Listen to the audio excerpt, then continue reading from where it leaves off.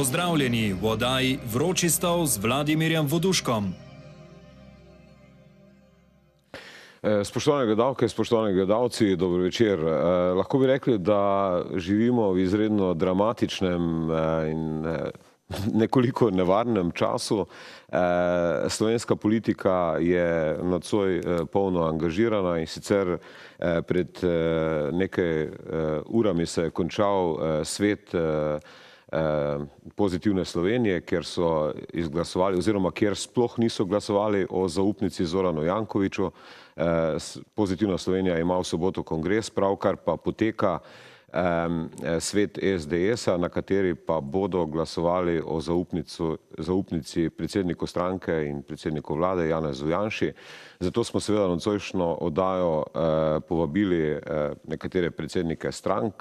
Glede na angažiranost pa je seveda z nami nocoj gospod Igor Lukšič, predsednik SD-a, ki bo seveda v prihodnjih dneh odigrala pomembno vlogo v teh političnih razmerah, ki so se zgodile z tem poročilom protikorupcijske komisije.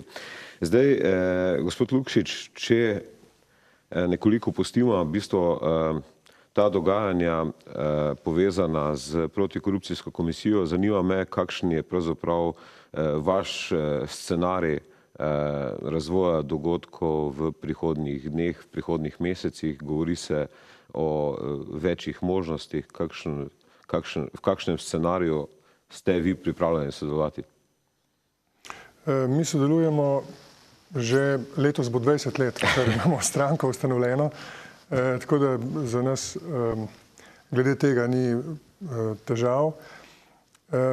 Kar zadeva mene osebno in stranke, smo mi na kongresu 2. junija lanskega leta izvolili novo vodstvo. Jaz sem takrat kandidiral zaradi tega, ker se mi je zdelo pomembno, da naredimo spremembo najprej v lastni stranki. 15 let vladanja ene osebe je bilo po moji oceni dovolj, zlasti potem, ko smo izgubili volitve. Hkrati je pa šlo za to, da naredimo eno veliko spremembo, se pravi, da rečemo, spremenimo identiteto stranke, gremo se politiko na drugačen način, zahtevamo spremembo tudi v Sloveniji in začenjamo pri sebi. In mi smo to začeli, dosegli smo potem tudi spremembo na poziciji predsednika države. In kot vidite, smo začutili to nekaj pred tem, preden so začutili potrebo po spremembi tudi drugi ljudje, ki so šli celo na ulico. Žal pa imamo vlado, ki nekako ne diha s tem časom, s tem, kar ljudje mislijo, da je prav, ne ukrepa in zdaj kot zaključek zgodbe je pa zdaj še to poročilo. Zdaj, seveda najprej bi povabil k sodelovanju gledalke in gledalce, kot vedno lahko sodelujejo v naši anketi. Jaz mislim, da režija ima že pripravljene številke in sicer lahko pokličejo in glasujejo, ali bi morala Janez Janša in Zoran Janković odstopiti, sicer pa lahko pokličejo tudi v studio in postavijo vprašanje našemu gostu. Zdaj, gospod Lukšič, najprej bi vas vprašal, sta se o situaciji danes ali pa včeraj ali pa predtem pogovarjali z gospodom Virantom kot predsednikom parlamenta in predsednikom stranke? Gospod Virant me je klical in me seznanil s svojim stališčem. Niso se pa kaj dlje časa pogovarjali. Včeraj ali danes? Včeraj. Včeraj, ja. Tako da je povedal pač to, kar je tudi javnosti znano. Da zahteva, da vztraja pri odstopu obeh predsednikov največjih parlamentarnih strank. Ja, ja. Ampak verjetno ste ga vprašali, kakšen je njegov scenarij za naprej? Ne, ker to me ne zanima. Poglejte, mi smo kot opozicijska stranka z 10 poslanci pripravljeni na vse. Ampak treba je vedeti, in to je prav, da javnost ve, mi nismo v vladi. Mi te vlade ne podpiramo. Mi smo že večkrat javno povedali, da je smer, v katero ta vlada Slovenijo pelje, popolnoma napačna. In zdaj to kažejo tudi številke. Gospodarska rast pada, primanjkljaj v proračunu se povečuje, ljudje živijo čezdalje slabše. In to ni naša politika. Mi tega ne moramo podpreti. Se pravi, tudi ne moramo podpirati zamenjave konj, ki bi vlekli. Se pravi, bi zdaj ta isti državni zbor izvolil neko novo vlado, ki bi se imenovala kakorkoli. Tehnična vlada. Ja, tehnična, pa poltehnična, netehnična. V vsakem primeru bi bila to vlada, ki je nacepljena na to parlamentarno večino. In ta parlamentarna večina je slaba. Ta koalicija, ki določa večino v državnem zboru, je slaba, je napačna. Ja, ampak zdaj, če pogledamo, v bistvu, mislim, če seštejemo te glasove, ne vemo sicer, če bo prišlo do glasovanja, če bo gospod Virant vztrajal na tem svojem stališču, v bistvu v prihodnjih dneh in bo vztrajal, da odstopta. Janez Janša, tudi predsednik vlade, je pred današnjim svetom dejal, da tudi če njemu nocoj izglasujejo zaupnico na stranki, kar se zelo verjetno bo zgodilo, da s tem zadeva ni končana, da se bo nadaljevala v parlamentu, verjetno z predlogom za po glasovanju o nezaupnici ali s predlogom po ustavni obtožbi ali mislim, to verjetno se bo zgodilo. Ja, mi bomo še videli, ampak pogledajte, ta večina... Potem te večine v parlamentu ni več, ne. Če gospod Virant... Ta večina, pogledajte, ta večina je v resnici zelo trdna. Mi smo imeli glasovanje o ministru, bila je interpelacija, kot veste, in tam je bilo 50 glasov. Glih kar preverjena večina, še mesec dni ni, 50 glasov. Se pravi, ta večina je zelo trdna in to je neka tudi interesna večina, če hočete, ki pelje Slovenijo v razprodajo državnega premoženja. Jaz sem prepričan, da dokler bo 1 cent državnega premoženja, bo ta vlada držala skupaj in ne bo razpadla. Ker je njihov program razprodaja državnega premoženja. In ves ta igrokaz, ki ga imamo zdaj priliko gledati, zahteve po tem pa po onem, je, veste, takole, hrana za ljudi, da naj se pomirijo. Ne bo se nič zgodilo. Stvari bojo šle naprej. Slovenija bo šla navzdol. Za nas so rešitev samo predčasne volitve, kjer se bojo razmerja spremenila. In če ljudje ne bojo na teh volitvah ugotovili, da obstaja razlika med SD in drugimi strankami, potem nam ni pomoči. Jaz bi seveda še enkrat pozval gledalce in gledalke, da sodelujejo v naši anketi in sicer ali bi morala Janez Janša in Zoran Janković odstopiti na 0903221. Imamo pa tudi, mislim, da že prvi klic v studio in vprašanje za gospoda Igorja Lukšiča. Dobro večer. Dobro večer. Dobro večer, izvolite. Lahko postavite vprašanje gospodu Lukšiču. Ja. Izvolite, dobro večer. Kar izvolite? Dobro večer, Šime pri telefonu. Izvolite. Gospod Lukšič, eno vprašanje.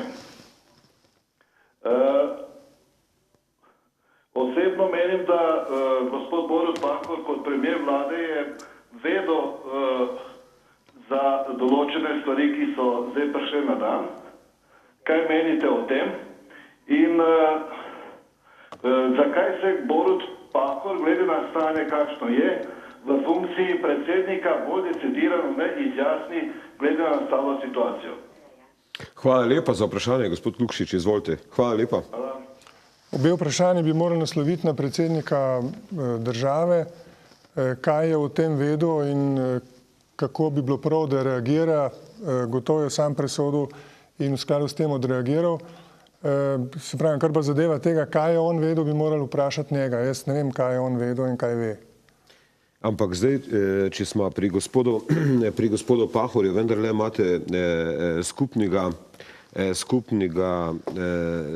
gospod Pahor je bil skupni predsedniški kandidat vaše stranke in pa gospoda Viranta.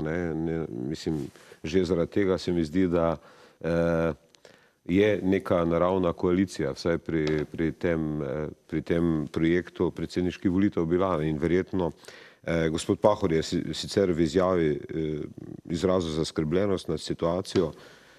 Zdaj vprašanje pa je, ali kakšen scenarij pravzaprav on podpira. Verjetno ste se pogovarjali tudi s predsednikom države, gospodom Borutom Pahorjem, ki je ravno te dni v Bruslju razlagal, da je situacija v Sloveniji stabilna. Mislim, pokazalo se pa je, da je v bistvu zelo nestabilna, če gledamo po poročilu, vsaj po včerajšnjem in današnjem dnevu. Zdaj predsednik Borut Pahor je bil kandidat Socialnih demokratov.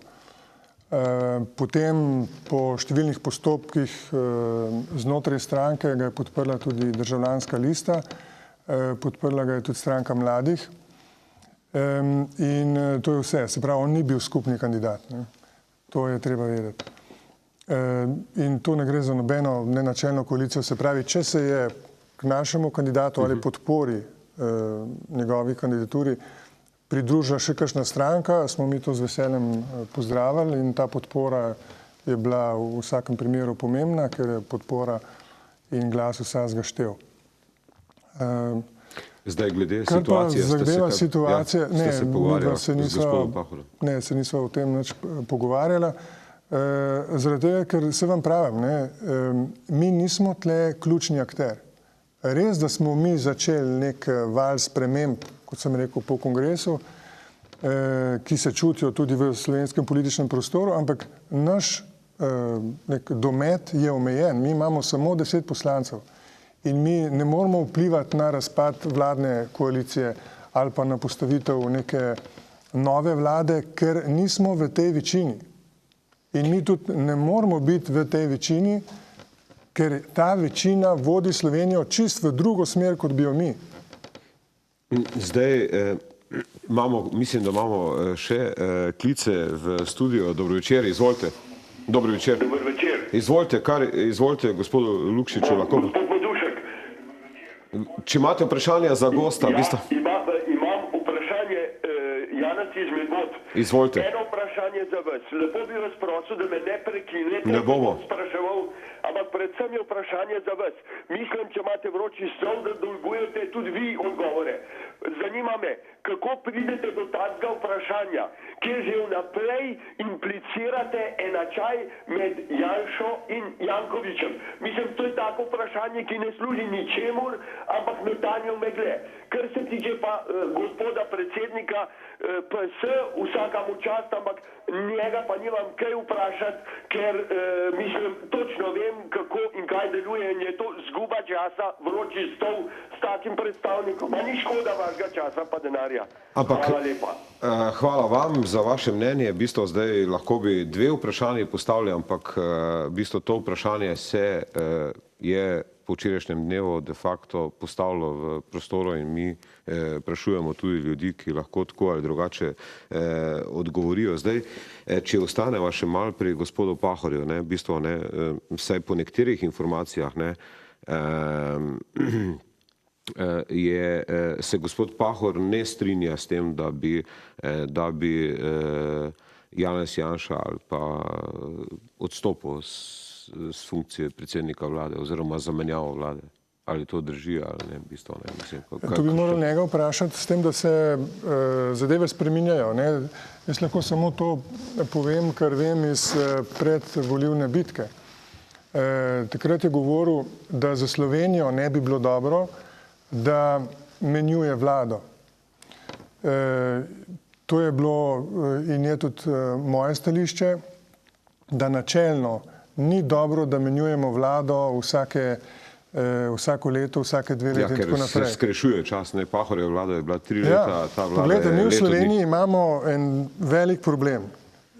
Mi razen mandata 2004-2008, ki se je končal v 4 letih polnem mandatu zaradi predsedovanja, ampak veste, da je že koalicija razpadala decembra, ampak so se potem še sestavili za predsedovanje. Enega mandata nismo končali tako, da bi vlada v postavi, kot je začela, tudi končala mandat.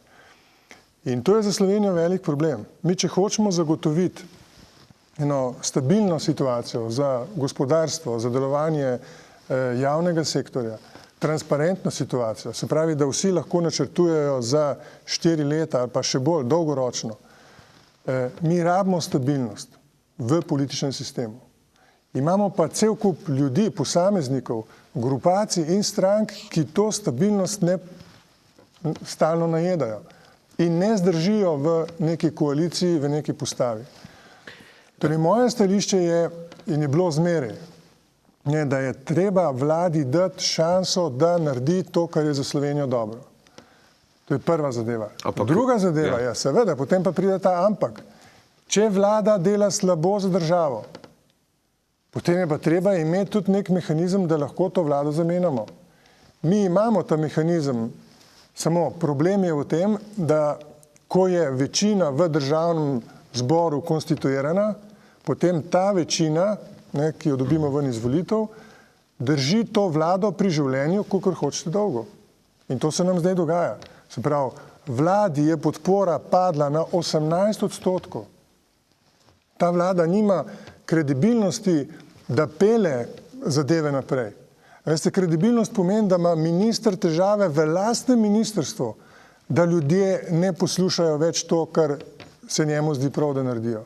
Da nima več nekako posluha pri ljudeh, ki naj bi jih vodil. Recimo, če vzamemo šolskega ministra, pa ministra za kulturo. Enostavno mu odrekajo vsi podporo.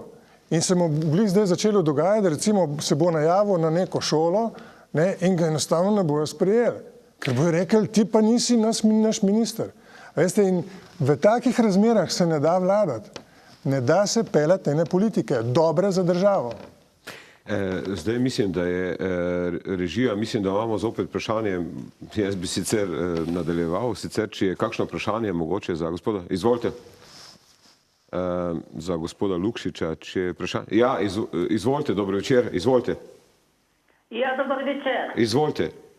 Tu je pa poslušalka iz Poljčan. Izvolite, dobro večer. Jaz bi vprašala gospoda Lukšiča, kako so mu perute zrasle zdaj, ko je predsednik?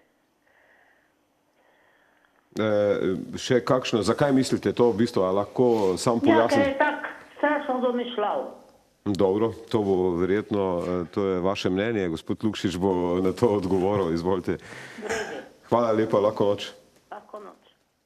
Da, ne vem, ali to razumem kot kompliment, da so me zrasli peruti in zašel v angelske sfere, ali bi se želeli, da... Dobro. Ampak pustimo to. Veste, ljudje imajo pač različna stališča in poglede. Jasno, da gospa ni naša volivka, tudi ne bo naša članica in tako je prav, da imamo v tej državi več strank, v temu primerno več predsednikov in nekateri tega pač ne razumejo. Zdaj, če se vrnemo na te scenarije, mislim, da se špekulira že, da naj bi gospod Virant imel ljudi oziroma nekega mandatarja novega oziroma naj bi bil to neki tehnični mandatar, govori se celo o gospodu Kraljiču, nekdanjemu direktorju mednarodno svetovalne družbe McKinsey, nekaj pravite na takšen scenarij, mislim. Glede, to ni scenarij, to so PR-ovski triki, s katerimi prihajajo nekateri v ta slovenski politični prostor, zmeraj z istimi imeni in se potem na nek način poskušajo vleči na ta imena. Če je gospod Kraljič visoko priznan strokovnjak in kredibilna oseba, mimogrede, vlada je prav njega med drugim zamenjala v enem od nadzornih odborov. Se pravi, ta vlada, v kateri je tudi gospod Virant in ta vladna večina, kjer je gospod Virant predsednik državnega zbora in zdaj ga ponujajo v tej podobi za razne variante in za holding in za mandatarje in tako naprej. To enostavno se vidi, da tem vladajočim strankam zmanjkuje koncepta in se grejo samo še PR-ovske trike. In to je za Slovenijo slabo. Tle je treba dati energijo na kup, tle je treba prevzeti odgovornost za razvojni korak naprej. ne pa za razprodajo slovenskega premoženja. Ampak recimo, če se bo stvari zaostrovale, ne, in je možno več scenarijev. Eno je ta glasovanje o konstruktivni, oziroma glasovanje o zaupnici, konstruktivna nezaupnica, recimo z novim mandatarjem. Lahko pa, da bo gospod Janša v bistvu Viranta vrgel iz koalicije in povabil vas v koalicijo. Ne? In boste imeli možnost vplivati na te strateške odločitve.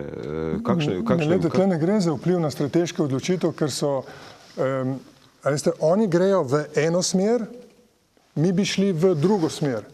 Se pravi, če mi pridemo gor in se usedemo ne zdaj na njihov voziček, ne s parimi kluseti, ki to vozijo v neko smer, kaj, bomo mi legitimirali razprodajo premoženja v Sloveniji? Bomo mi legitimirali, da se razgrajuje sistem javnega šolstva, javnega zdravstva, da se vse to privatizira? Pa lepo vas prosim. Tle gre za velike konceptualne razlike. In kot sem prej rekel, če ljudje ne bojo tega opazili, da gre za velike razlike in da je smer v celoti napačna, potem je za Slovenijo to slabo. Tisto, kar jaz zastopam tu, je, da je treba iti radikalno v drugo smer, da moramo mi to premoženje, ki ga imamo, oplemenititi, dobiti strateške partnerje za te ključne zgodbe, kot so recimo banke, Luka Koper, Petrol, ne pa to prodati po najnižji možni ceni, samo da se znebimo tega in da pridejo kakor veličastni tujci, ki znajo s tem upravljati bolj kot mi. To ni moj koncept. Mislim, da imamo vprašanje gledalke oziroma gledalca. Dobro večer, izvolite. Dobro večer. Ja, dobro večer. Izvolite. Dobro večer. Jaz bi tudi rekla, da ni prav, da ste dali vse pod eno vprašanje Janša in Jankoviča, pa še to bi vam rekla, če imate gledalce, da jih čim prej spustite v eter. Ne da dolgo razpredate, tako kot se zdaj z Lukšičem, da mi čakamo tudi po 10 minut. Imate vi kakšno vprašanje? Ja, izvolite. Jaz bi ga vprašala, če ga ni sram zdajle šimfati vlado, ker je on v vladi glih kar bil in so v tistih 3 letih Slovenijo zavozili in zapravili in do konca. Tako da jo zdajle rešujejo, on pa zdaj nasprotuje. Mislim, z hinavščine so vrgati Pahorja, ker jim je bil na pot, ker je mu mečkam bolj trezne odločitve in zdaj se tlele resno napihuje, kot je na gospa rekla, so mu resno zrasle krila, ki jo že je malo prerezal. Ker če ne, jih mu bo pa druga politika. Ker tega hinavca pa takole potem Pahorja podpira, po drugi strani pa polena metati pod noge, se naredi do konca, pa še malo čez, nesramno. Hvala lepa. Dobro, hvala lepa za vaše mnenje. Jaz bi prosil, da ostanemo na nivoju. Gospod Lukšič je naš gost, ampak verjetno se bo znal sam braniti, kaj pravite na... Pri tem se ni kaj braniti, ker če ste poslušali, kaj je rekla gospa, da sem bil v vladi, ki je naredila ogromno slabega. To vlado je vodil predsednik Borut Pahor, hkrati pa Pahorja hvali. A veste, to vlado, ki jo je vodil Borut Pahor, v njej sem bil odgovoren za šolstvo in 7 mesecev tudi za visoko šolstvo in znanost. In tam nihče v tem času ni obešal listkov gotov si minister. To, kar se je zgodilo recimo temu ministru že takoj na začetku mandata. Jaz sem za svoje delo dobival pohvale od vseh ljudi, s katerimi sem delal. Se pravi, od Romov, naj se vam zdi še tako banalna ta zgodba, ampak sem edini minister, ki sem dobil od Romov, od romske organizacije priznanje za delo z Romi. Ravno tako od srednješolskih učiteljev, posebna priznanja javno izrečena od ravnateljev glasbenih šol, od ravnateljev srednjih šol. In na to sem ponosen, na to, kar sem upravil. In če greste kogarkoli vprašati, vam bo lahko iz prve roke povedal, kako je delalo to šolsko ministrstvo. Sem prvi minister, ki sem uvedel neposredno 2-krat na leto srečanje z predstavniki staršev šol. To je prišlo okrog 500 ljudi, tako da smo jih sprejemali več dni, posebej osnovne šole, vrtce in srednje šole. In smo se pogovarjali o nekaterih odprtih vprašanjih. Ene zadeve smo tudi uspeli speljati od tega, kar so predlagali, tako da je bil to en zelo nov način dela. Poleg tega bi rad upozoril, veste, da sem jaz tudi v vladi imel pritiske za to, da bi šli zmanjševati normative, da bi šli zmanjševati sredstva za šolstvo. Pa temu nisem podlegel. Javno šolstvo, javno šolstvo, nisem odstopil, tudi ne bi grozil. Ne, jaz sem pač delal tako daleč, da se to ni zgodilo, ker to je bila moja odgovornost. Medtem, ko recimo ta vlada in ta minister tega ne počne. Tako da žal mi je, da je vaše stališče tudi prejšnjih kolegov oziroma poslušalcev, gledalcev, je zgrajeno na predsodkih, ne pa na dejanskih informacijah in tem, kakšno je bilo. Ampak če se malo vrnemo v ta odnos z Pahorjem, v bistvu vi ste takrat, to so si ljudje zapomnili, ko ste kandidirali za predsednika stranke, ste rekli, glas za Pahorja je glas za Janšo. V bistvu potem ste vseeno Pahorja podprli in Pahorjev koncept je bil pa je popolnoma drugačen. On pravi, treba je združiti moči in on je zmagal na povezovalni politiki. Vi pa pravite, da ni možno, v bistvu, da ni možno narediti neke kompozicije politične za neko prehodno obdobje do naslednjih volitev. Zakaj mislite, da to ni možno? V bistvu, ravno glede na to, da je on z to retoriko povezovalnosti, to je bil praktično leitmotiv njegove kampanje in s tem je on zmagal. Mislim, to se pravi povezati leve in desne oziroma opozicijo in pozicijo in pač speljati nek koncept do konca. V bistvu, Glejte, najprej kar zadeva mojo vlogo v vladi. Jaz sem dajal vrsto intervjujev in zmeraj sem podpiral predsednika vlade do konca. Ampak tisti dan, ne zdaj začnemo na tej točki. Predsedniški volitvah. Potem je peljal stranko iz 30 na 10%. In to iz higienskih razlogov bi bilo prav, da se takrat zamenja predsednika. Jaz sem takrat celo rekel, da je bilo dobro, da bi odstopil. To je nek higienski minimum. Zgubiš 20%, daš odstop. Tega pač ni naredil in potem sem jaz kandidiral zaradi tega, ker se mi je zdelo prav, da zamenjamo v stranki. Zaradi stranke same in zaradi sprememb v Sloveniji, ki se mi je zdelo, da so nujne. Torej, zato sem jaz takrat rekel, da je glas za Janšo, Pahorja je glas za Janšo, ker vi veste, da v tistem prvem delu se je on zelo obnašal še kot, da je kar naprej predsednik vlade in ni delal za posebno identiteto stranke. V tistem kontekstu sem jaz to rekel.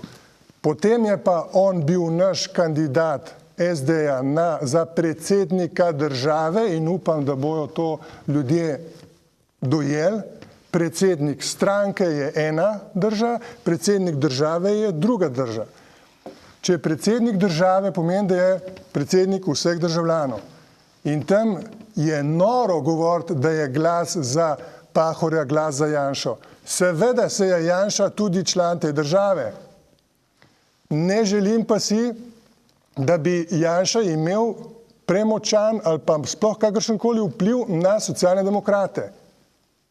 Torej, to mora biti ljudem vendarle jasno, ampak zgleda, da jim ni jasno. In zato postavljajo taka vprašanja. Dobro, jaz predlagam, da pogledamo oglase in nadaljujemo takoj po oglasih.